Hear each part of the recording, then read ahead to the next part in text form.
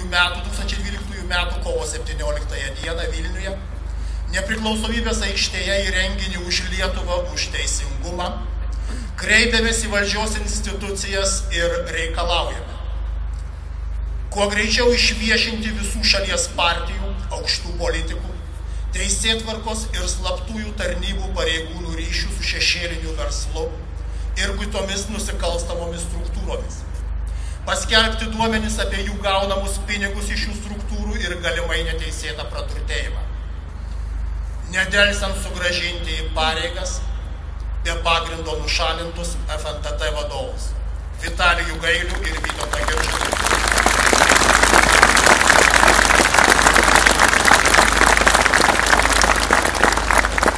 Atleisti iš pareigų maištą valstybėje kelianti, konstituciją mindanti ir anarchijos šalį vedanti vidaus reikalų ministrą Raimundą Palaitį.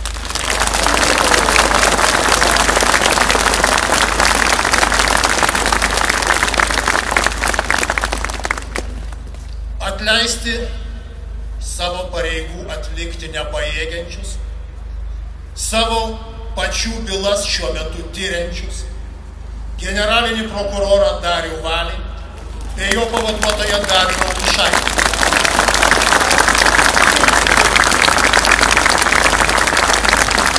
Į šias pareigas paskirti principingus, sąžiningus, profesionalius, savo tėvynei ir tautai ištikimus pareigūnus. Pastaba. Prokurorai, neatlikdami jiems skirtų tiesioginių pareigų, aplaidžiai jas atlikdami, pažeidžia įstatymą ir nusikalsta. Jie veikia kaip kriminalinis elementas mūsų valstybėje, aplaidžiai dirbdami.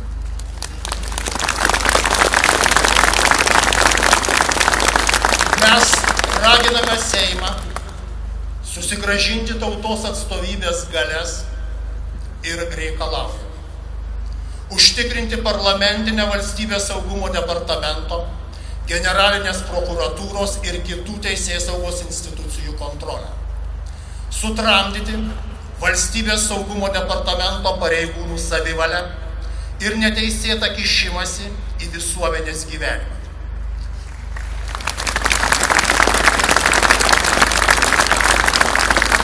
Pastaba. Šiandien valstybės saugumo departamentas kariauja karą su savo tauta, savo valstybe, savo visuomenė.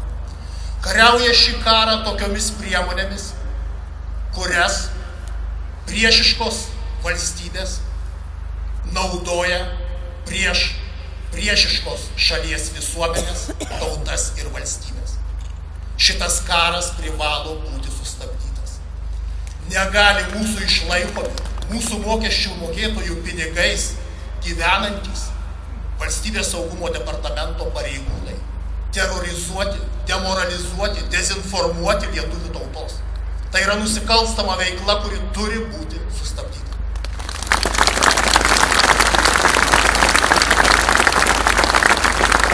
Taip pat turi būti pagaliau sutraukyti itin glaudus mūsų slaptųjų tarnybų ir rytų šalių slaptųjų tarnybų, Rusijos FSB, Baltarusijos KGB ryšiai. Negali Lietuvos Respublikos slaptosios tarnybos dirbti kaip FSB filialas Lietuvos Respublikoje.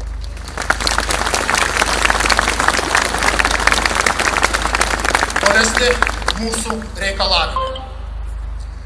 Nedelsiant išviešinti VSD vykdytos kabinetinės liustracijos duomenis ir išlaisvinti buvusius KGB bendradarbius Seime, vyriausybėje, teisėtvarkoje, žiniasklaidoje ir kitose viešojo gyvenimo srityse nuo dabartinio VSD šantažo. Pastaba.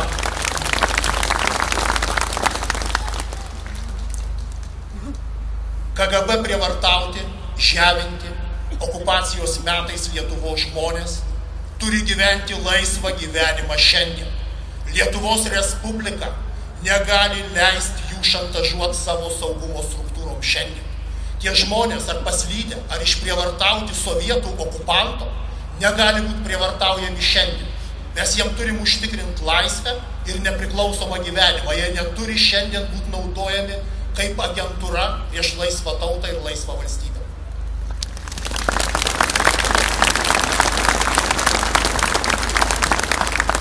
Kitas reikalavimas – atstatydinti savo pareigų nevykdančius, tiesos, teisingumo ir žmogaus teisių ginti nepajėgiančius parlamento vadovus.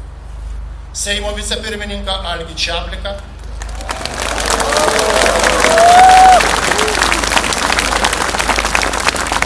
Teisės ir teisėtvarkos komiteto pirmininkas Stasį Šedbarą,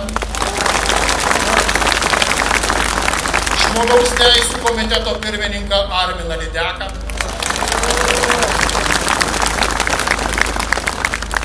keli pastebėjimai. Negali žmogus, kuris kalba apie valstybei tarnaujančius pareigūnus padugnių kalba, sėdėti mūsų Seime, mūsų Lietuvos širdį, būt Seimo vicepirmininku.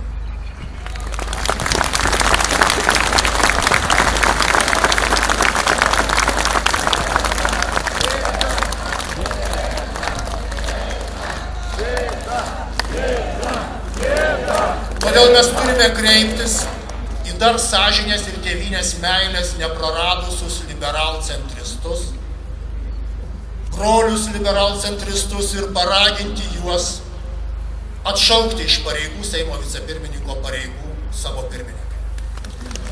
Toliau mes turėtume paraginti brolius konservatorius atšaukti iš Teisės ir teisėtvarkos komiteto Stasį Šedbarą. Nes Stasys Šedbaras turėtų jausti asmeninę atsakomybę už tai, kad nėra parlamentinės prokuratūros kontrolės. Jeigu nėra parlamentinės prokuratūros kontrolės, jie užsiema kriminaliniais dalykais. Prokuratūra gali ir privalo kontroliuoti valstybės saugumo departamentą. Ji privalo ginti konstituciją, įstatymus, žmogaus teises. Šiandien jis šito nedaro. Stasys Šedbaras nepasirūpino per kelis metus, kad prokuratūra šitą darytų.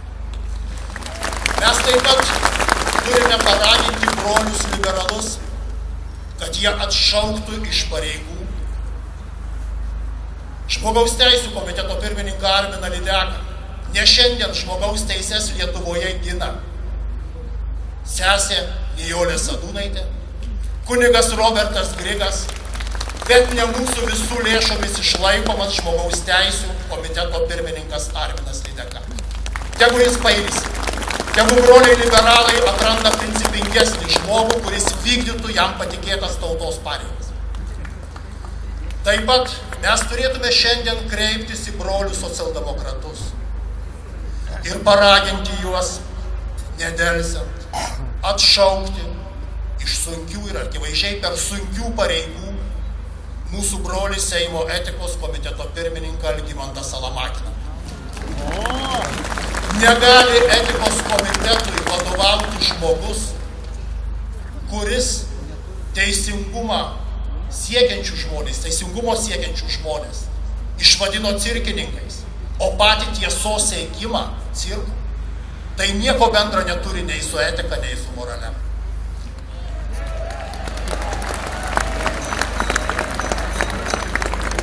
Aš manau, kad mes galėtume paraginti brolius konservatorius ir puikų istoriką Arvydą Anušauską atidėti plunksną į šalį, sustot rašius istorinės knygas ir užsiimti tikrąją Lietuvos istoriją, kuri yra kuriama šiandien. Jis gali ir privalo kontroliuoti valstybės saugumo departamentą, būdamas nacionalinio saugumo komiteto pirmininku.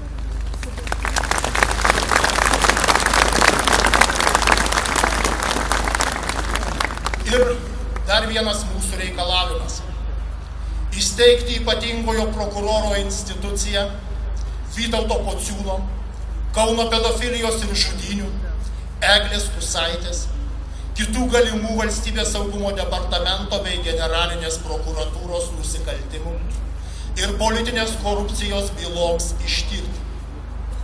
Pastaba. Vaiko likimas, kiekvieno vaiko likimas turi būti Lietuvos rūpestis. Kauno mergaitės tragedija yra Lietuvos tragedija.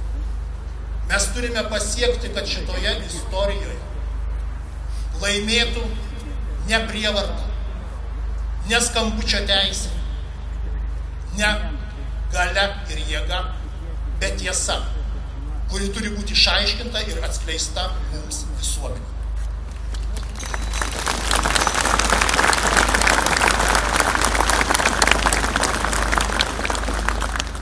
Mes čia susirinkę raginame valdžią stoti ne nusikaltėlių, bet Lietuvos Respublikos pusę. Mes neleisime mūsų atkurtos valstybės paversti plėšikų gauja. Mes norime susigrąžinti mūsų valstybę orę, garbingą ir teisingą. Ar pritarėme tam?